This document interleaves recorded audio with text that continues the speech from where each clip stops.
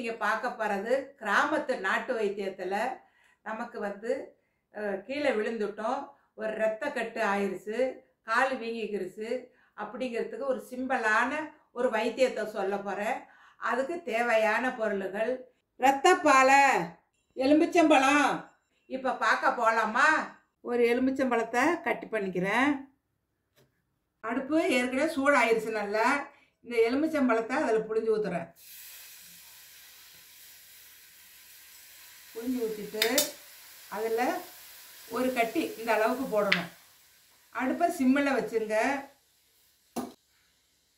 இதை இப்படி கிண்டி விடணும்.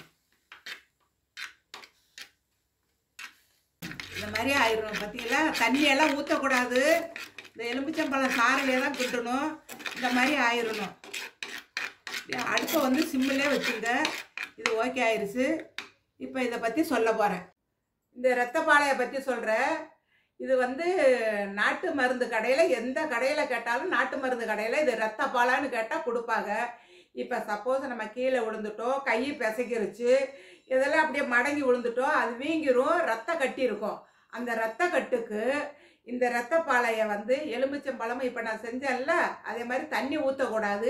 எலுமிச்சம்பழம் சாறுலையே தான் சிம்மில் அடுப்பில் வச்சு அதை நல்லா காய்ச்சிக்கிட்டே வந்தோம்னா அப்படியே வெதுன்னு பிசினி மாதிரி வந்துடும். பிசினி மாதிரி வந்தோன்னே அந்த ரத்தப்பட்ட இடத்துல அந்த இடத்துல வச்சிங்கனாக்கா, அந்த ரத்தம் கட்டி இருக்கிற இடத்துல வச்சிங்கனாக்கா அது 2 நாள் போட்டுட்டு காலையில் சுடுதண்ணி வச்சு குளிச்சிட்டிங்கனாக்கா அந்த இடம் அப்படியே சூப்பராக ஆயிரும். அந்த ரத்த கட்டெல்லாம் அப்படியே கரைக்கிறதுக்கு அந்த இரத்த பாலைக்கு அதுக்கு ஒரு சக்தி இருக்குது. அதனால கீழே விழுந்தாலோ இல்லை கையை பிசைக்கிருச்சோ செதை பிறண்டுருச்சோ இந்த இரத்த பாலையை போட்டு தடவி விட்டுட்டிங்கனாக்கா இது ஒரு அருமையான வைத்தியம், சிம்பிளான வைத்தியம். இது ஒரு 10-15 ரூபா தான் அந்த இரத்தப்பாலை. அதை வாங்கிட்டு ஐயோ கை வலிக்குது சுளுக்கு அப்படின்னு இருக்கக்கூடாது. சுளுக்காக இருந்தாலும் இது நல்லா சரியாக்கி விட்டுடும். இன்றைக்கி நீங்கள் பார்த்தது இந்த இரத்தப்பாலையை பற்றி சொல்லியிருக்கேன். இது நாட்டு வைத்தியத்தில் இது ஒரு அருமையான வைத்தியம். நீங்கள் அப்போ தேவைப்பட்டால் நீங்கள் இப்படி செஞ்சுங்க. இன்றைக்கி நீங்கள் பார்த்தது இரத்தப்பாலையை பற்றி சொல்லியிருக்கேன். இதே மாதிரி அடுத்த ஒரு டிஃப்ரெண்டான ஒரு நாட்டு வைத்தியம், சின்ன வைத்தியமாக சொல்லித்தரேன். அதெல்லாம் நீங்கள் ஃபாலோ பண்ணுங்கள். இந்த வீடியோ பிடிச்சிருந்தா லைக் பண்ணுங்கள், கமெண்ட் பண்ணுங்கள், ஷேர் பண்ணுங்கள், மறக்காமல் சப்ஸ்கிரைப் பண்ணுங்கள். நன்றி, வணக்கம்.